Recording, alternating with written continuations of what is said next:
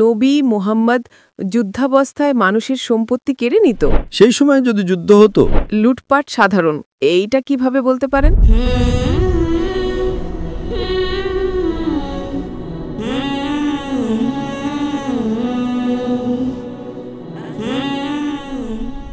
আমার নাম ইনে, আমি একজন কৃষক। আমি জিজ্ঞাসা করতে চাই যে ইসলাম আমাদের ন্যায় বিচার এবং সম্পত্তির মালিকানাকে সম্মান করতে শেখায়, কিন্তু নবী সাল্লাল্লাহু আলাইহি সাল্লামের সময়ে নির্দিষ্ট নিয়মের নিয়ন্ত্রণে যুদ্ধের গনিমত নেওয়া জায়েজ ছিল। আজকের দিনে আমরা এটিকে কিভাবে ব্যাখ্যা করব? যুদ্ধাবস্থায় থাকা কি মালিকানার নীতিবোধ সত্যিই পরিবর্তন করে দেয়? বোন প্রশ্ন করেছেন যে আমাদের মানুষের সম্পত্তি এবং জমিকে সম্মান করতে হবে, কিন্তু নবী সাল্লাল্লাহু আলাইহি সাল্লামের সময়ে তারা মানুষের সম্পত্তি কেড়ে নিত। এখানে কেড়ে নেওয়া শব্দটি ভুল। এটাকে সাধারণত যুদ্ধ অর্জিত সম্পদ বা গনিমত বলা হয়। প্রাচীনকালে যুদ্ধলব্ধ সম্পদের নিয়ম ভিন্ন ছিল, এখনকার নিয়ম ভিন্ন। আগে কোনো পাসপোর্ট ছিল না, তাই না? হ্যাঁ, এখন পাসপোর্ট আছে। আছে।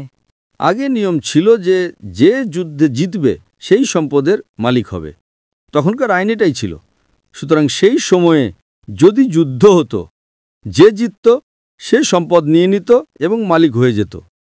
এখন আইন বদলে গেছে, তাই তখনকার আইন ছিল যদি কোনো যুদ্ধ বা লড়াই হতো, যে জিতত সেই মালিক হয়ে যেত। কিন্তু এমনকি নবীর সময়েও তারা খেয়াল রাখতেন যেন সেখানে কিছু নিয়মকানুন ছিল, যা আমি গতকাল আলোচনা করেছি। গতকালের আলোচনায় আমি বলেছিলাম যে কিতাল বা যুদ্ধের ক্ষেত্রেও কিছু নিয়মকানুন আছে। আল্লাহ সূরা বাকারার 2 নম্বর অধ্যায়ের 190 নম্বর আয়াতে বলেন, যারা তোমাদের সাথে যুদ্ধ করে তোমরাও তাদের সাথে যুদ্ধ করো, কিন্তু সীমালঙ্ঘন করো না। যুদ্ধের সময় আপনি শিশুদের হত্যা করতে পারবেন না, নারীদের হত্যা করতে পারবেন না, যুদ্ধ না করা বৃদ্ধদের হত্যা করতে পারবেন না, মানুষের পশু হত্যা করতে পারবেন না, গাছপালা কাটতে পারবেন না। সুতরাং এর মধ্যে পার্থক্য বুঝতে হবে। আপনি আশ্রম বা উপাসনালয় ভাঙতে পারবেন না। এর মানে হলো তখনকার সময়ে অন্য ধর্মে বা সমাজে এই নিয়মগুলো ছিল না। তারা নারীদের হত্যা করত, তাদের ধরে নিয়ে যেত। ইসলাম নতুন নিয়ম এনেছে। এই যুদ্ধলব্ধ সম্পদ শুধুমাত্র যুদ্ধের সময়ের জন্য প্রযোজ্য। এর মানে এই নয় যে আপনি গিয়ে অন্যের সম্পত্তি কেড়ে নিতে পারেন। ঠিক আছে। আপনি কোনো নারী বা শিশুকে হত্যা করতে পারবেন না, এমনকি তারা শত্রু হলেও।